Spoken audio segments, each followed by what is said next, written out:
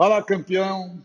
Estamos aqui para concluir, finalmente, as nossas aulas de vanguardas europeias. São 7 e não poderíamos fazer aulas muito curtas, porque se dividíssemos em 2 aulas, certamente elas durariam muito mais, seria cansativo. Eu sei que a primeira aula foi um pouquinho comprida, mas tinha que dar uma introdução. Faremos tudo para concluirmos mais rápidos e as aulas subsequentes nós tentaremos fazer num modelo mais objetivo ainda. Hoje nós vamos terminar com 3 vanguardas, que é o cubismo, depois o dadaísmo e o surrealismo. Bom, a pintura cubista faz parte dessa pleiade de vanguardas que trouxeram uma nova visão da realidade. Porque até então, o que a humanidade conhecia era o renascentismo. Aqueles gênios todos do renascentismo escreveram seus nomes inapagavelmente na história da humanidade. E a grande característica do renascentismo foi a busca da precisão da realidade. Alguns quadros parecem fotografias e alguns deles a gente imagina que nem o próprio autor seria capaz de fazer de novo, como a Mona Lisa, como aquele painel do teto da Capela Sistina, como as obras de escultura de Miguel Ângelo, um Davi, um Moisés, são coisas inimagináveis. Bom, mas esta pintura aqui, ela não é menor. Ela apenas não tinha aquela busca da perfeição, mas ela traz um elemento bastante revolucionário, que é a fragmentação da realidade, a visão subjetiva da realidade, a captação da luz e do flagrante de acordo com a característica de cada vanguarda. Hoje, nós vamos trabalhar com mais uma dessas revolucionárias vanguardas, o cubismo. O cubismo tem esse nome pela razão óbvia de que a vanguarda optou pela geometrização da realidade. Linhas dentro da geometria, cilindros, quadrados e etc. Bom, nós tivemos aí, em 1905 e 1906, uma pesquisa nessa área, quando vai surgir na França o movimento cubista, que não pretendia destruir a realidade, mas, ao mesmo tempo, recriá-la, e para recriá-la tem que fragmentá-la. Não tinha o objetivo, como no movimento seguinte, de apagar tudo para fazer de novo, mas de reconstruir com uma dinâmica diferente que está focada no geometrismo. Então, nós tivemos aí Braque, Paul Cézanne, que nós já falamos de Cézanne, porque foi um dos participantes do grupo de fauvistas, mas ele também enveredou pela pesquisa do cubismo e foi um dos primeiros a fazer a experimentação cubista. Mas é Pablo Picasso, em 1907, quem lança o quadro que vai, em Paris, constituir o início do movimento cubista propriamente dito. Então vamos ver aqui esse primeiro quadro que marcou o início do cubismo, chamado Les Demoiselles d'Avignon. Você está observando aqui que nós temos um grupo de mulheres nuas tomando banho, mas elas não estão configuradas com os contornos femininos tradicionais. Você tem aqui, ó, do lado direito, você vê as formas de quadrado, de cilindro, de geometria propriamente dita, e a gente percebe que é uma grande novidade, é uma inovação revolucionária, porque a questão estética não vai aparecer dentro da harmonia tradicional, mas é um novo conceito de pintura que busca na geometrização a sua forma de expressão.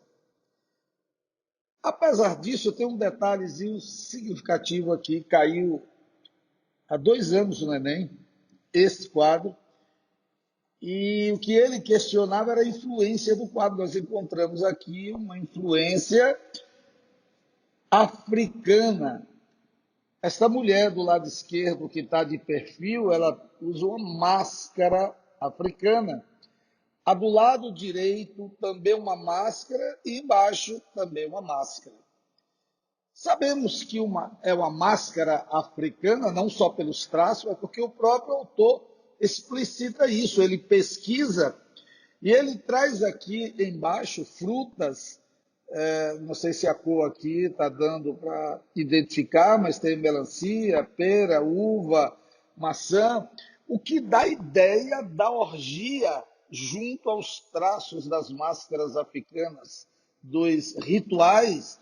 Então, nós temos aqui realmente um quadro significativo e, apesar dele renunciar à perspectiva, à profundidade, mas ele nos traz um outro elemento que é a tridimensionalidade.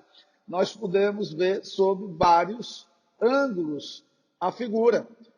Então, nós temos aí uma configuração clara do cubismo, embora este não seja o quadro que mais apresenta características cubistas.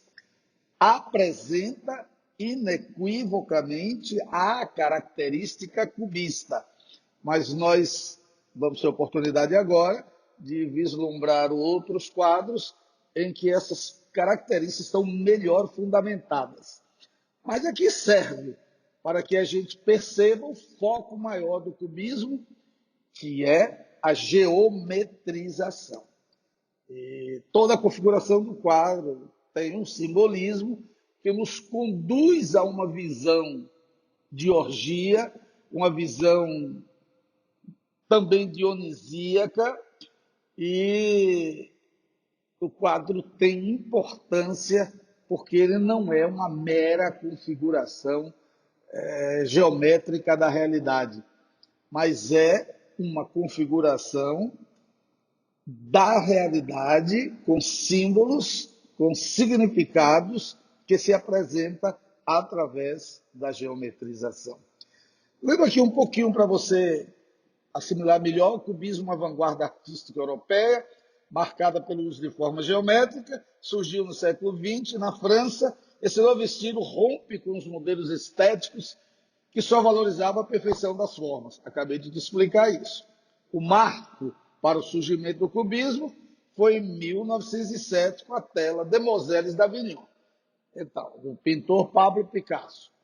Então, nós estamos vendo isso aqui, foi uma questão de vestibular há 2 anos, no Enem. É um quadro muito recorrente nos vestibulares, de um modo geral. E cubismo é uma das vanguardas que mais caem nos vestibulares do nosso país. Bom, vamos ver alguma coisinha a mais aqui de cubismo. Eu deixei aqui para vocês, para não tomar muito tempo, não precisamos ler muito. Dá uma olhadinha nas características gerais do cubismo, porque muitas vezes nos vestibulares vem um quadro e às vezes ele vem com 2 características cubistas, outras vezes é muito comum que um quadro tenha várias características de vanguarda. Ele é cubista, ele é surrealista, vamos mostrar isso. Ele é expressionista ao mesmo tempo. E você só vai poder responder essa pergunta ao vestibular se você conhecer as características de cada movimento, para saber que esse traço aqui é cubista, esse traço aqui é expressionista. Então, é importante você dar uma olhada nessas características. Por exemplo, com o cubismo teremos um tratamento geométrico, já é praxe. Assim, elas passam a ser representadas pelos objetos em todos os seus ângulos, no mesmo plano, constituindo uma figura em 3 dimensões. Então, há uma tridimensionalidade. Muitas vezes você vê um quadro cubista que tem o olho na frente, do lado do nariz, vai parecer surrealismo, mas o traço vai indicar que é um cubismo, e você tem que analisar que ali é uma tridimensionalidade e não uma superposição do real com o irreal. Então, nós vamos, que seria surrealismo, nós vamos examinar isso aqui no quadro para que você perceba. Aqui embaixo, por exemplo, tem uma outra característica importante. Ao romper com a perspectiva consagrada das linhas de contorno, a natureza passa a ser retratada simplificadamente. Então, não tem aqueles contornos que manifestam os detalhes da realidade que é o objeto da pintura. A pintura é simplificada. De um modo geral, essa é uma característica de quase todas as vanguardas. Fauvismo, por exemplo, tem isso. Não obedece à busca da perfeição, não traz aqueles contornos que identificam com precisão o objeto. Então, dá uma olhadinha nisso aqui, como trabalhinho de casa, olhar ao lado das figuras que eu vou apresentar para que você possa associar a característica ao que você está vendo no quadro. Então, vamos dar uma chegadinha aqui mais à frente. Aqui nós temos, olha, o cubismo é dividido em 3 fases. Eu nunca vi o vestibular cobrar algumas dessas fases. É muito precisa a compreensão dessas 3 fases. Os vestibulares têm buscado as características gerais do cubismo, mas custa nada verificarmos como se desenvolveu esse movimento cubista. Por exemplo, nós temos a fase cezanista ou cezaniana, por causa de Paul Cézanne, que antes mesmo de Picasso publicar aquele quadro que marca o início do movimento, ele já andava tendo experiência. Essa fase vai se chamar de fase cezaniana ou pré-analítica. Fase cezaniana, por causa de Paul Cézanne, ou pré-analítica, porque a pré-analítica, porque estava começando, as pinturas estavam começando a caracterizar essa nova vanguarda que era o cubismo, e o nome já indica, esse período foi caracterizado pela influência do pintor Paul Cézanne. Nessa fase, os artistas começam as experiências com simplificação das formas, mais tarde passaram a representar as figuras dispostas em um mesmo plano, uma frontalidade de figuras, com tridimensionalidade e com traços geométricos. Essa primeira fase, chamada cezaniana, é por isso aqui. Olha. Aí está o retrato do Paul Cézanne. É um autorretrato. Você está vendo que, se nós não estivéssemos falando de cubismo, provavelmente você ia dizer, é uma caricatura. Mas você observa que já há aqui traços retilíneos, geometrizados, e não tive a oportunidade de colocar aqui o retrato do Paul Cézanne, mas é muito parecido. Então é uma espécie de caricatura, como, aliás, é uma espécie de caricatura toda a vanguarda. Exagero de traços, configuração de traços que buscam dar a ideia, mas observe, não tem o contorno, a precisão da realidade, há uma configuração da imagem e que efetivamente parece com ele, em forma caricatural e geometrizada. Então, você vê que o cubismo não está ainda configurado ainda, por isso a primeira fase pré-analítica do Paul Cézanne é uma fase em que o cubismo está se configurando e aparecem traços aqui e ali. O próprio quadro que nós acabamos de ver, Les Demoiselles d'Avignon do Picasso, é um pouco assim, dessa fase pré-analítica. Só que ele fez um quadro maior, mais elaborado, com símbolos africanos, dionisíacos. Ele deu maior corpo ao movimento. Mas ainda, como eu falei, não é uma configuração mais explícita do cubismo. Portanto, até esse quadro aí, nós temos essa fase pré-analítica. A segunda fase, nós vamos chamar de fase analítica ou hermética, porque aí o cubismo se corporificou, e aí olha para aqui, esse, esse quadro à sua esquerda de Braque, violino e candelabro. Observe que você tem que prestar atenção para perceber o contorno do violino aí no centro e encontrar as partes do candelabro. O candelabro você põe as velas, aquele suporte de vela, onde se colocam velas, e você não percebe com clareza a imagem a que o autor se propõe, porque ela é hermética, quer dizer, fechada. Ela é analítica, porque ela põe partes.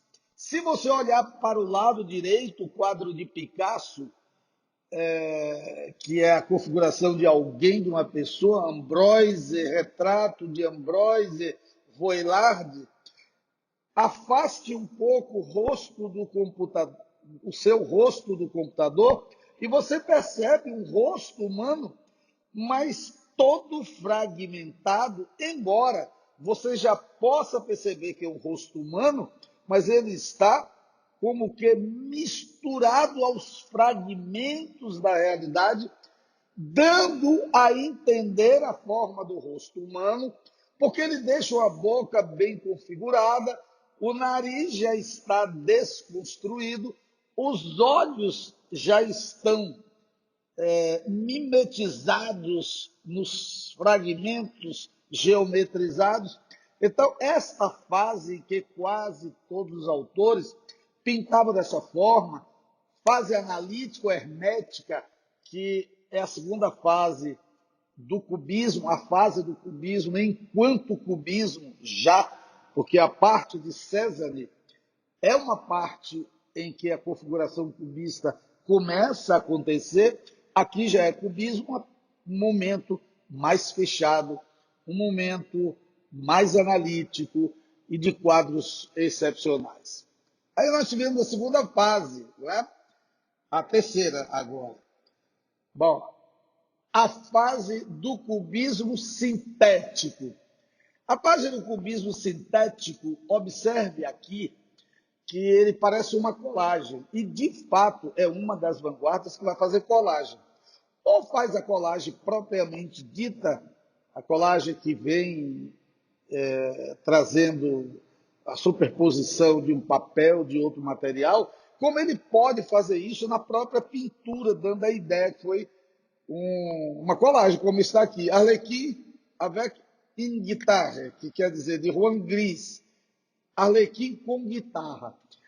Observe, Arlequim, o palhaço, ele está com uma guitarra, que não está muito claro para você aqui, porque ela está misturada com essa fragmentação geometrizada, e está como que com uma colagem, como se o rosto ali tivesse papéis superpostos ali.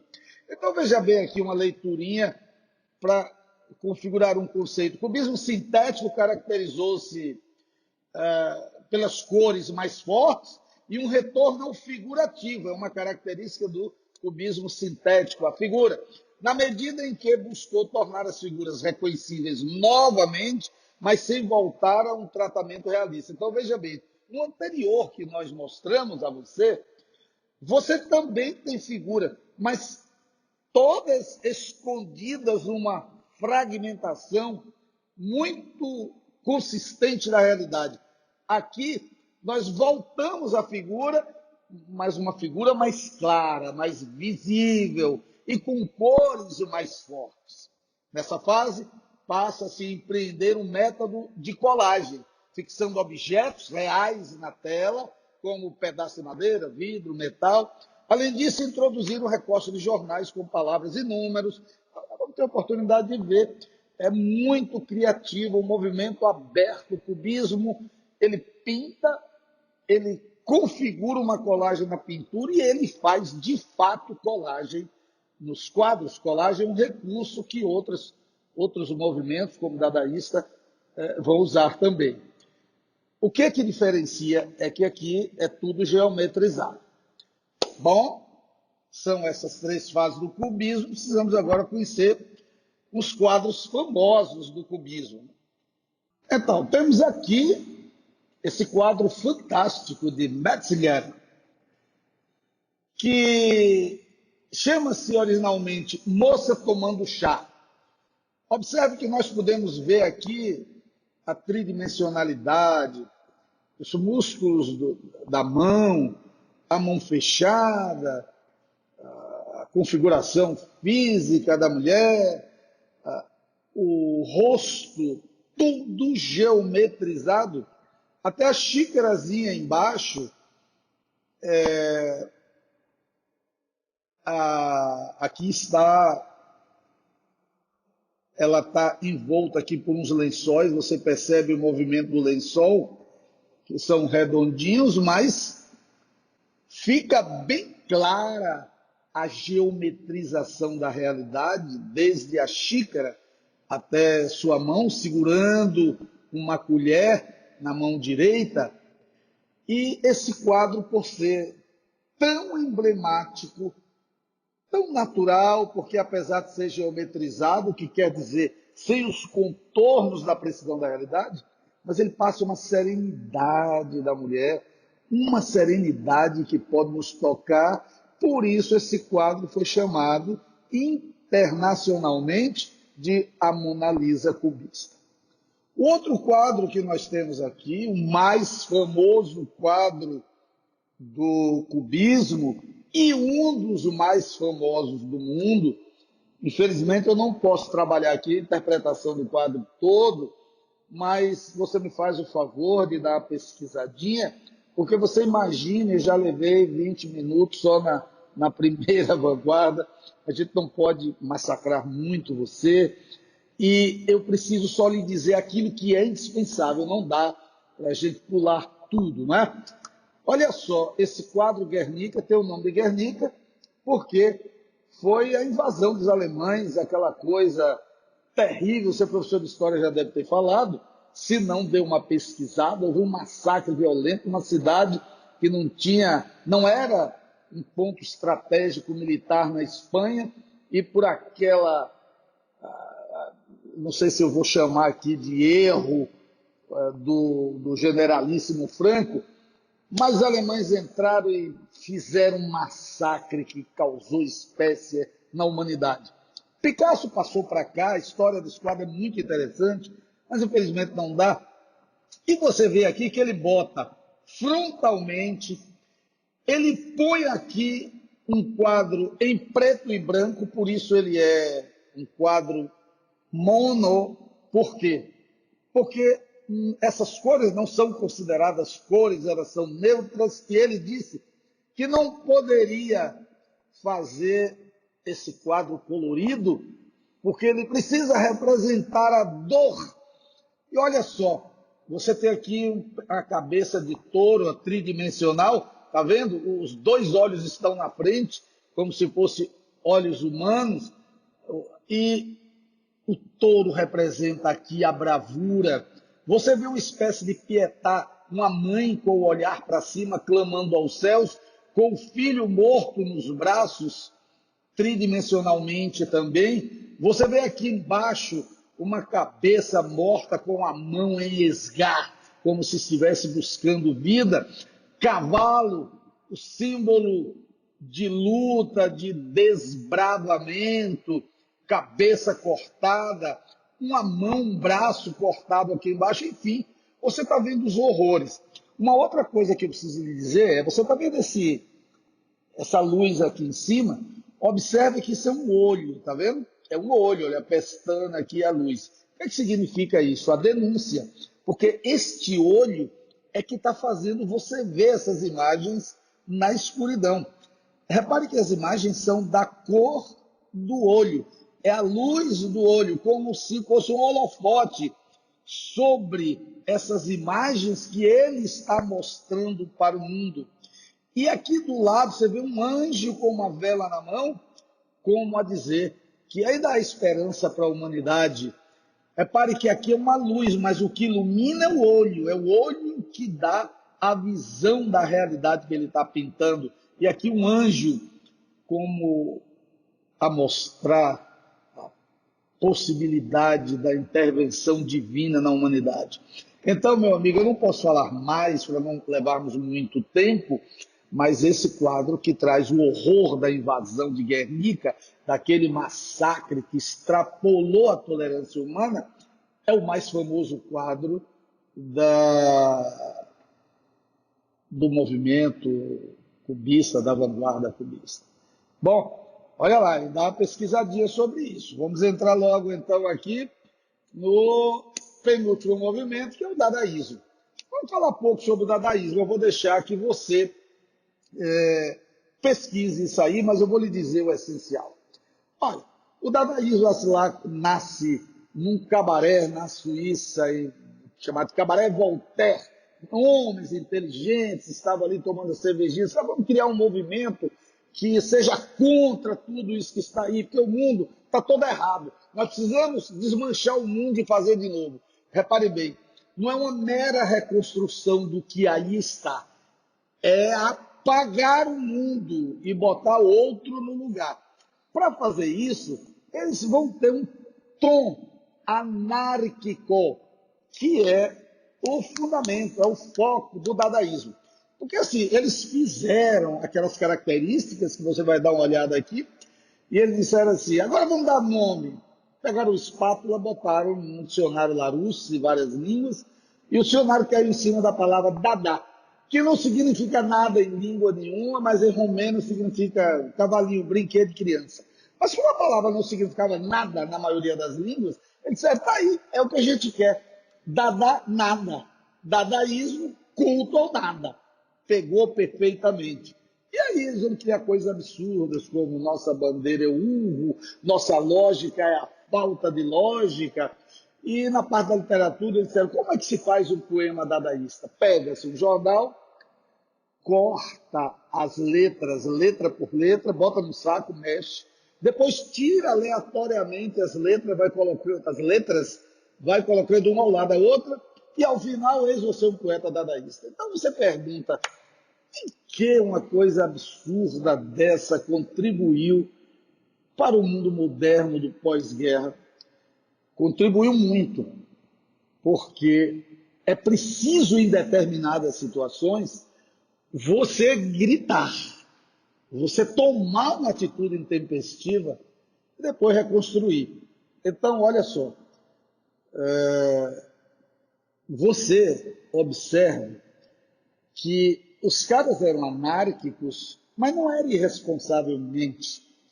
Era necessário desconstruir a realidade para que outra fosse posta em seu lugar. Essa é a proposta. Então, é isso que nós chamamos de dadaísmo. É uma forma de dizer, eu estou aqui. O dadaísmo, ele também gosta da colagem.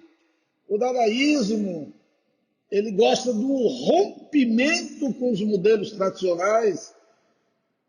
O dadaísmo tem espontaneidade, improvisação e irreverência. Então, quando você lê isso aqui, você vem para os quadros dadaístas e você vai ver coisas excepcionais. Por exemplo, nesse que eu estou lhe mostrando aqui, é do Duchamp, Marcel Duchamp. Houve em Paris uma exposição de arte moderna. E o que é que ele faz? Ele trouxe um urinol, um mictório masculino de cinema, de repartição pública, e chegou lá botou em cima de uma mesa, como está aí.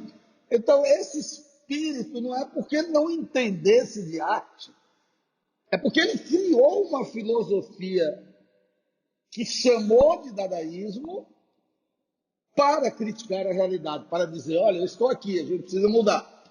Então, nós temos aí o Duchamp, nós temos aqui uma colagem que bem legal, anti-arte, tá vendo? A anti-arte. E aí ele escreve um bocado de brain, cérebro, brain with não sei o que lá, não estou lendo direito aqui, happiness, felicidade, protesto aqui do outro lado, chance and ransom, performance. E aí ele botou um bocado de palavra, misturou tudo, fez alguém com a língua enorme de fora, e eis aí um quadro dadaísta com colagem de jornal, muito interessante, porque na medida que o movimento vai se apresentando ao mundo, ele vai crescendo, vai encontrando novas formas de expressão, mas sempre dentro daquele modelo filosófico. Cada movimento tem uma filosofia, tem um objetivo a alcançar e todos foram alcançados. E aí um exemplo numa muito interessante. Você está vendo aqui a Mona Lisa de bigode. Muito cuidado, ele não está dizendo que o renascentismo não vale nada. Nenhum maluco diria isso. O renascentismo é insuperável. Eu sempre brinco com os meus alunos dizendo, olha, Deus estava lá olhando para os filhotinhos dele, Miguel Ângelo, Da Vinci, Donatello, aquela tropa toda, e falou assim, ô, Miguel Ângelo, vem cá, vai lá para o mundo mostrar ao mundo que eu existo. Então esses caras são insuperáveis. Então para que eles faziam isso? Para reafirmar esta forma alternativa de produção artística que eles estavam propondo. Então, isso é uma brincadeira gostosa, na verdade, chama-se pastiche. Essa desconfiguração do clássico vai acontecer sempre no dadaísmo.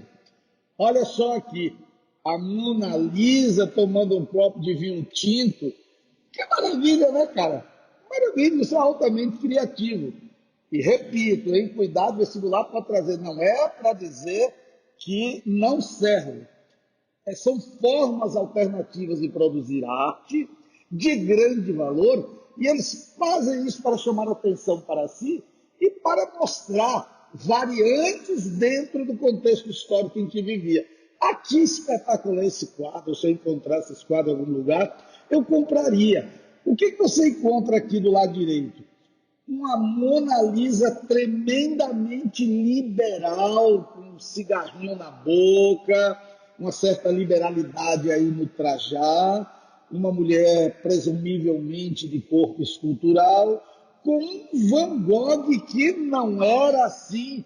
Você sabe que o Van Gogh era maníaco depressivo, ele mesmo se internou no manicômio, cortou a orelha, porque o quadro dele não era vendido, presta atenção. Ele tinha esse problema, era um indivíduo ensimesmado, terrivelmente problemático. Então nós temos aí o Van Gogh, com o cigarrinho na boca também, a barba muito bem cuidada, e esse olhar de quem diz assim, qual é meu caro, não me atrapalha.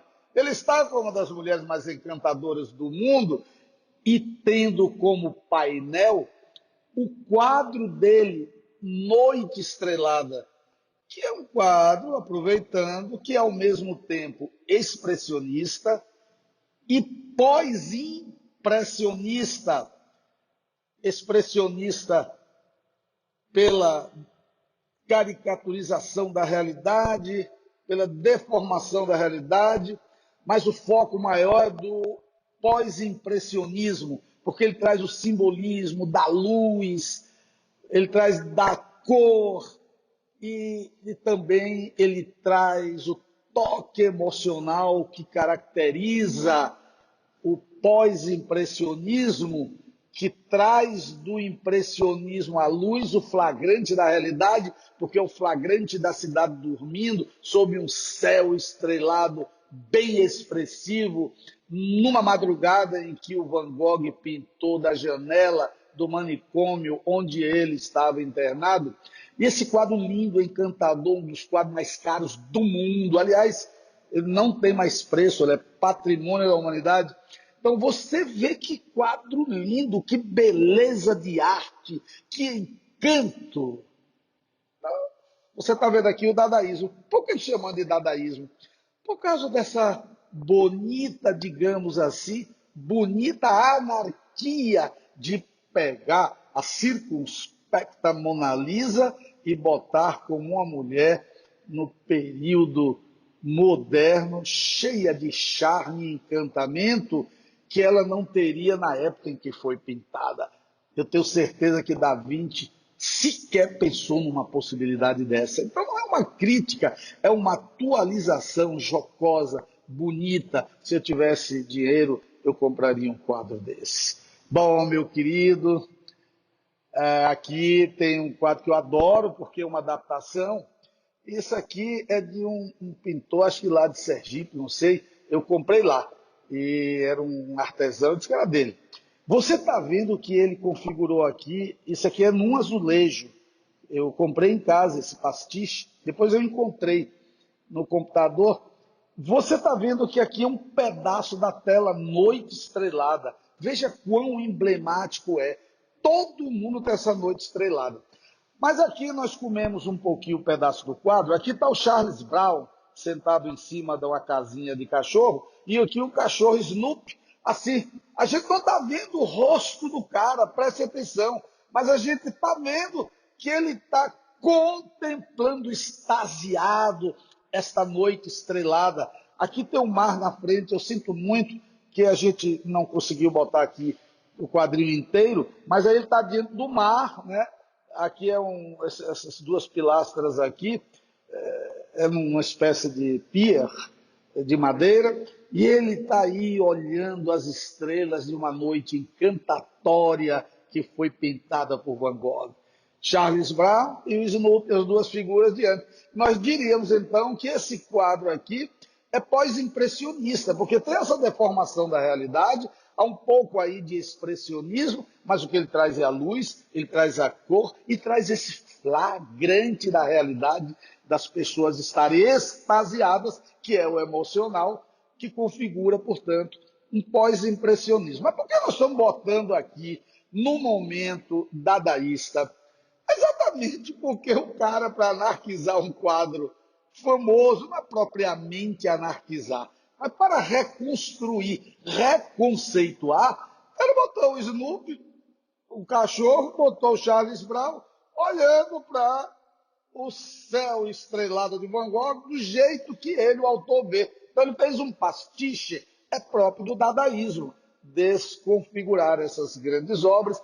Então, eu estou dando uma demonstração aqui para você de que existem quadros que têm uma, duas, três e até quatro traços de vanguarda diferentes, e você tem que perceber como eu estou fazendo agora. Está vendo? Porque não dá para correr muito, né? Pelo menos isso eu tenho que lhe dizer.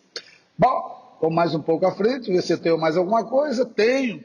Olha quem está aqui, a Fiona do Shrek, no lugar da Mona Lisa, você entendeu? Olha, eu não estou dizendo que a Fiona é feia e eu estou diminuindo o quadro do Leonardo da Vinci. Não, eu estou dizendo que hoje, nos tempos atuais, eu posso colocar no lugar da Mona Lisa uma figura que é heroína de crianças e adultos e que é uma criação da nova realidade. É uma criação maravilhosa. Então, peraí, para mim, ela pode ser tão importante quanto a Mona Lisa. Eu ponho no lugar da Mona Lisa para reconceituar. Entendeu? Aqui tem na literatura, olha só o dadaísmo aqui, ó. A Batalha, o nome do poema. Hey, bum, bum, bum. Isso aqui é onomatopeia de bala, de tiro. Bum, bum, pá, pá, bum, bum, zazal, dum, dum, bum, bum, pra, ha, ha, ha, ha, metralhadora, ha, ho. Diga que eu sou um homem sem orgulho. Olha que coisa. Você pode dizer que porqueira é essa aí lá? Não é porqueira, não. É um momento histórico. O nome do poema é A Batalha. O que acontece aí de interessante? É que isso aí chega aqui no Brasil, Semana de Arte Moderna, presta atenção. E como a arte moderna estava buscando a desconfiguração do clássico, ele joga fora todo o conceito de literatura poética e a reconstrói. Para mim, isso aí é um poema. O título é A Batalha. Ele configurou uma onomatopeia de tiros e depois disse: diga que eu sou um homem sem orgulho. Então, campeão, chegamos finalmente ao surrealismo, a última das nossas vanguardas. Coincidentemente, é a última também chegando aqui no Brasil, chega em 1924, é a última. Olha, o surrealismo tem uma série de características que, como em todas as vanguardas, você vai precisar saber. Os slides estão sendo disponibilizados para vocês, mas eu vou ler aqui o foco do surrealismo. O surrealismo propõe a valorização da fantasia, da loucura e a utilização da reação automática. Nessa perspectiva, o artista deve deixar-se levar pelo impulso, registrando tudo o que lhe vier à mente, sem se preocupar com a lógica. Os artistas surrealistas tinham como objetivo usar o potencial do subconsciente e dos sonhos como fonte para a criação de imagens fantásticas. Olha isso aí. Isso é a síntese do surrealismo. A palavra surrealismo vem de surreale, quer dizer, além do real. É uma mistura do que é irreal com o que é real. Mas essa mistura é configurada pelo automatismo psíquico, liberação do inconsciente, a imaginação na formação de imagens fantásticas. É liberdade total. Isso aí é o surrealismo. Olha só, é o Salvador Dalí o nome que configura o surrealismo como vanguarda surrealista.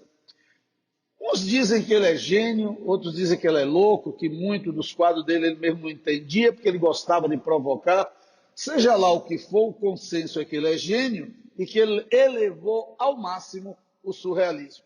Então, vamos dar uma olhada aqui, logo no quadro, para a gente ter a ideia. Olha aqui o grande quadro do surrealismo. O quadro é complicado. Olha aqui, ó. Esta obra possui um pomposo nome do tamanho do ego do pintor, sonho causado pelo voo de uma abelha em torno de uma romã um segundo antes de acordar. Uau, o nome que o cara deu. Porque ninguém entendeu, ele deu esse título enorme.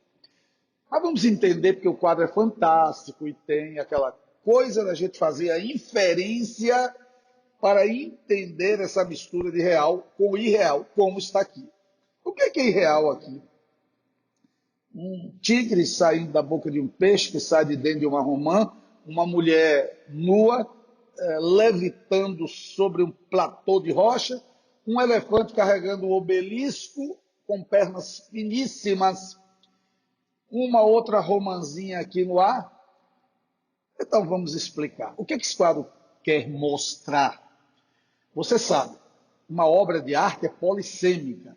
Ela tem vários significados, mas existe uma espinha dorsal, sobre a qual a gente acrescenta os nossos entendimentos. Então, olha só, esse quadro está mostrando a queda da civilização, a falência da civilização, do poder diante do sexo. É o sexo que move o mundo. Bem a cara de Salvador Dalí. Você há de dizer, meu Deus, eu não estou enxergando isso não. Então vamos fazer um caminhozinho rápido aqui de entendimento que vai ajudar. Você está vendo aqui que a romã de cima, está rasgadinha, lascadinha aí, e o autor fez de propósito para nos mostrar a proliferação de sementes. Romã tem muitas sementes, por isso que a romã é uma fruta considerada símbolo de fertilidade. Da romã está saindo o peixe e de dentro do peixe os tigres.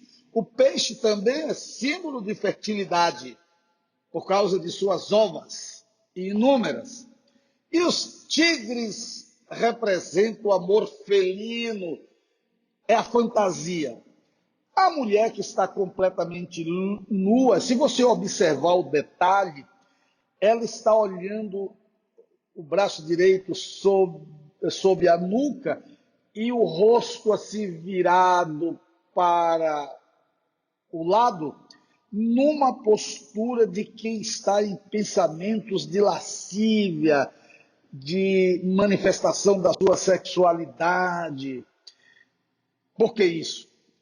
Porque nós temos aqui o desejo sexual pelo símbolo da fertilidade, os tigres saindo, e a arma que aponta para a mulher é uma inversão, é uma coisa de submissão da mulher a animais que sempre são submetidos ao homem pelo exercício da força e da racionalidade do homem. Aqui, ela, na sua manifestação da sexualidade, é que é presa desse seu próprio desejo, da sua própria sexualidade. Olha só, aqui embaixo, a romãzinha pequena parece uma maçã, mas é romã, que aqui o quadro não dá para mostrar com muita clareza, ela também está rompidinha aqui do lado. E a abelhinha dá para você ver, porque até eu que não tenho uma grande visão, estou vendo, mas se você pesquisar no seu computador, você amplia a imagem, você vai ver maiorzinha. Aqui tem a abelha que vai acordar a mulher do sonho. Veja outro surrealismo aí, né? Nós não teríamos oportunidade de ver isso aqui se não houvesse esse lance de nós sabermos que isto é um sonho e nós estamos vendo o sonho. É como se você pudesse fotografar o sonho da mulher. É um surrealismo, porque isso não é possível. Então, a abelhinha vai acordá-la e vai tirá-la dessa configuração onírica, dessa liberação do seu psiquismo. Mas olha só, o que é que isso tem a ver com poder e etc. Observe que a gente supõe aqui que a romãzinha se interpõe entre a luz do sol e a parede. Por isso que a sombra da romã faz esse coração. Essa curvinha aqui é por causa do ângulo da parede de 90 graus. Então a gente tem aqui uma projeção de coração que nos leva a juntar os ícones do sonho. A romã, fertilidade, a sexualidade da mulher, o coração que mostra aí a afetividade e o centro dos desejos. Então, para mostrar que isso é uma queda, que isso é uma submissão do homem aos seus desejos, nós temos o elefante. Esse elefante aí, o Salvador Dalí copiou de uma obra fantástica do pintor Bernini. Eu vou mostrar a você. Em que ele coloca um elefante que hoje existe na Itália, na frente de uma igreja, com os paramentos da igreja católica, aquelas mantas grandes que os papas usavam. Em cima do obelisco, o original, há uma cruz de Cristo. E o obelisco que foi encontrado no Egito, ele é símbolo de civilização. Então, olha só, o elefante carrega aí a civilização, mas os pezinhos dele são frágeis. A civilização se fragiliza diante dessa situação. Você pode imaginar que esses pés não vão suportar muito tempo esse elefante. Então, meu amigo, você tem aí uma das interpretações oficiais desse quadro.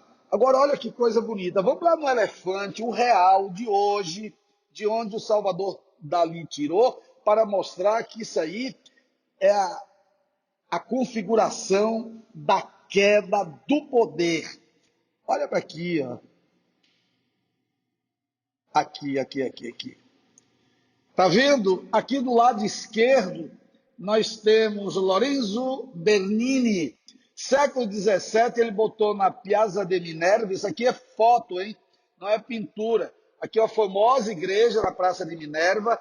Olha só o tamanho do obelisco. Está tão grande que também aqui o programa aqui do computador não deu para ver, mas você me faz um favor. Olha hoje no seu computador e você vai ver que em cima tem a cruz, e o símbolo da igreja católica, e você pode ver a manta cheia de desenhos aqui que os papas usam, por isso nas interpretações você vai dizer que é um elefante papal, e que a igreja, e aí você olha o momento histórico, estava presente na base de vários governos, de quase todos eles da Europa, e a gente vê aqui esse elefante que é a igreja carregando a civilização. O que Salvador Dalí faz? Ele bota esse elefante que você está vendo aqui, com esse obelisco, símbolo do poder e da civilização, assim, ó, tá vendo? Com os pés frágeis, como a imagem na Bíblia de Nabucodonosor, que sonhou com a imagem com cabeça de ouro, tronco de ferro e pés de barro, que foi interpretado por aqueles servos de Deus como a imagem de que o império dele ia cair, porque tinha os pés de barro e não suportava o poder. Essa aí é a interpretação mais lógica e mais poderosa. É claro, Salvador Dalí não botou os pés de barro, mas botou os pés desproporcionais ao peso e ao poder do elefante, que você vê aqui já em posição de queda, e essa queda está ligada à lascívia, que foi um dos motivos também da queda de Roma, além dos motivos políticos. Roma era uma vendetta, uma traição, tudo era vendido, tudo era comprado. É isso Salvador Dalí está colocando aqui, mas colocando o sexo como a exploração do sexo, como a queda do poder da humanidade. Que espetáculo, né, meu amigo? Vamos lá. Isso é surrealismo. Agora, nós temos um quadro aqui, eu botei aqui, preste atenção. O nome do quadro é O Grande Masturbador. Eu não coloquei esse quadro aqui aleatoriamente. Qualquer professor que deu uma aula de vanguarda europeia e chegue no surrealismo não deixará de colocar esse quadro. Primeiro que esse quadro hoje é patrimônio da humanidade, ele está no Museu de Espanha, Centro de Arte Rainha Sofia, em Madrid, e é patrimônio nacional. Esse quadro não tem preço e ele é muito recorrente no vestibular, porque o Salvador Dalí, ele teve uma vida muito complicada. Ele não desenvolveu sua sexualidade corretamente, ele teve paixões homossexuais, embora ele dissesse que não era, mas queria ter experiência. Ele teve relações héteros e homo, e ele casou com uma mulher que muito o ajudou a desenvolver a sua maturidade sexual. Então ele pintou esse quadro, ele próprio dizendo que tem a ver com a vida dele. Esse quadro se chama, portanto, O Grande Masturbador, que é um quadro que revela as complicações que muitos de nós temos em relação à nossa maturidade sexual. Então, eu fiz uma coisa aqui para ficar científica e pedagogicamente bem configurado. Aqui está o quadro. O nome do quadro aqui oficial, The Great Masturbator, 1929, Salvador Dalí. Repare que ele coloca aqui uma mulher nessa situação em que configura uma felação. Você vai olhar no texto que eu vou dar aqui, que é o texto oficial que está no museu, e existem outras interpretações. Aqui você está vendo uma configuração da mulher, que é o olho da mulher, e estas pestanas coloridas que dá ideia da liberalidade e da liberdade sexual. Você está vendo aqui a cara de um leão com uma língua vermelha de fora, o leão devorador, o rei dos animais. A língua de fora significa o desejo sexual desregrado. Você está vendo aqui outro elemento de proliferação, que é o grilo. Ó. Aqui embaixo você vê um grilo de cabeça para baixo, no tronco da mulher, provavelmente na barriga da mulher aí, pela configuração do quadro. Enfim, eu vou agora fazer uma leitura desse quadro. E o que você tem que guardar dele é que ele representa a configuração da desarrumação na formação da maturidade sexual do autor. E é uma espécie de metonímia para todos que têm essas dificuldades e que depois exacerbam esse sentimento. Você está observando que quase todos os quadros do Salvador Dalí têm essa configuração. Então, olha só, eu botei aqui, o Grande Masturbador oferece um conjunto narrativo das associações simbólicas, das angústias e das obsessões do autor. Eu vou ler isso aqui, porque esta é a interpretação oficial, aquela que consta lá se você for ou se já foi visitar o museu. Nós temos aqui uma tradução de uma interpretação psicológica. Diz assim: o sentido global da pintura se complica pela elaborada iconografia de ícones, referências e ilusões. Uma figura feminina associada a um lírio simula uma felação sexo oral diante dos quadris encobertos de um homem com as pernas apoiadas sobre uma voluta de móvel modernista. O grupo parece reconduzir a presença de Gala, que é a mulher do Salvador Dalí. Ele disse que ali era a mulher dele, mulher com quem Dalí era casado, e que emancipou a sexualidade infantil do pintor. O gafanhoto, as conchas e as plumas coloridas são representações de recordações da infância.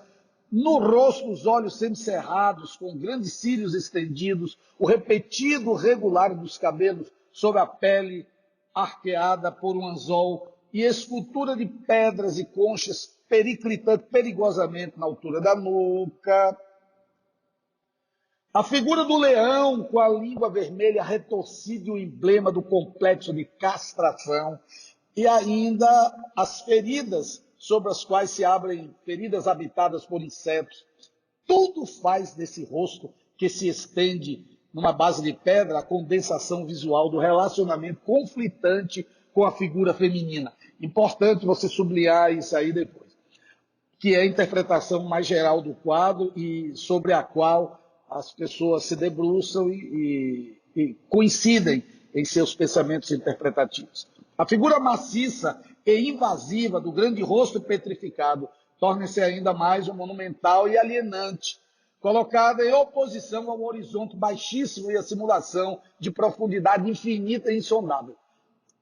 A precisa instalação do rosto dentro desse deserto frio e inóspito permitia a Dalí criar uma forma simbólica e um espaço eficaz para organizar visualmente as memórias de infância que afloravam ao longo do verão de 1929. Então, meu querido, você tem aí uma informação clássica, psicológica, a oficial, sobre esse quadro, que é uma das coisas mais famosas dali, para mostrar como a arte não só trabalha com a crítica da realidade no aspecto social ou político, mas também com as manifestações interiores, como está lá na característica do próprio movimento. Salvador Dalí. Esse quadro agora que eu estou apresentando, O Nascimento do Novo Homem, é loucura, é lindo. Ele foi escrito logo depois da Segunda Guerra Mundial. Olha para aqui, o mundo é um ovo, você tem aqui as Américas, você tem essa do sul aqui, o quadro está cobrindo aqui, mas ela está se derretendo. Aqui a África está chorando, é de onde vem o Australopiteco africano, o primeiro tipo humano estudado como referência do surgimento do homem. Você vê que o cara que está nascendo tem uma enorme dificuldade, é quase um aborto, ele está sangrando. E aqui você vê Eva apontando para um filho, o tipo de homem que está nascendo para salvar o mundo. Então, olha que ironia, o vestibular já perguntou, que figura nós temos aí? Dizem que quase todo mundo errou. A figura é ironia. Não é porque nós temos uma Eva arrasada, com as costelas aparecendo, musculosa de trabalhar, de ser uma mulher da época da guerra. Olha lá no canto um obelisco de civilização que está acabada, tem aqui em cima uma folha grande com esses presságios aí. Olha uma mulher sozinha aqui num deserto, e essa mulher está apontando para o filho, o homem lenhado que está nascendo para salvar o mundo, porque é o homem pós-guerra. Que quadro genial, né? Não precisa explicar mais nada, esse é um quadro fácil de se compreender. Você está vendo esse choro da África aqui, exatamente como a dizer, o homem não deu certo. Grande ironia, grande quadro. Vamos para frente para a gente acabar, eu sei que já está um pouquinho cansado. Aqui nós temos o Ismael Neri, que é brasileiro, e para a gente não perder muito tempo, repare, esse quadro é cubista, você está vendo o rosto? Cubista. É surrealista, você está vendo? Com três seios, uma parte negra e uma parte branca, um braço masculino e um braço feminino. Agora, tem uma coisa aqui que não deu para mostrar muito, mas eu vou lhe dizer. Aqui do lado, isso é bem vermelho, e a mão dela aqui está vermelha num painel maior com essa configuração que está do lado direito. Sabe o que é isso aqui? Isso aqui são digitais. Se você olhar o quadro todo, fica mais claro para você. É o desenho de digitais. Então, se tem aí uma digital, tem muito sangue aí, ela está abortando, tem muito sangue. Tem três seios, um lado negro, um lado branco, ele está aqui questionando a identidade do homem, né? Por que diabos que você não aceita o que você é? Né? Nós temos aqui várias raças. E então, ele, o autor, através dessa mulher, ele configura aqui o cubismo, o surrealismo, e porque a figura está disforme, nós temos aí também uma configuração do expressionismo. Bom, do lado direito, nós temos mais um quadro Salvador Dalí, um barco movido a borboletas, uma coisa simples. E, meu amigo, nós temos aqui Juan Miró. Olha só aqui o mundo de Juan Miró. Aqui você tem um galo, e no quadro mostra aqui umas esporas enormes, um rabo colorido e encantador, um sol bastante vermelho no céu azul, e um surrealismo, né? Porque nós temos a cabeça do galo com dois chifres e uma cara de boi.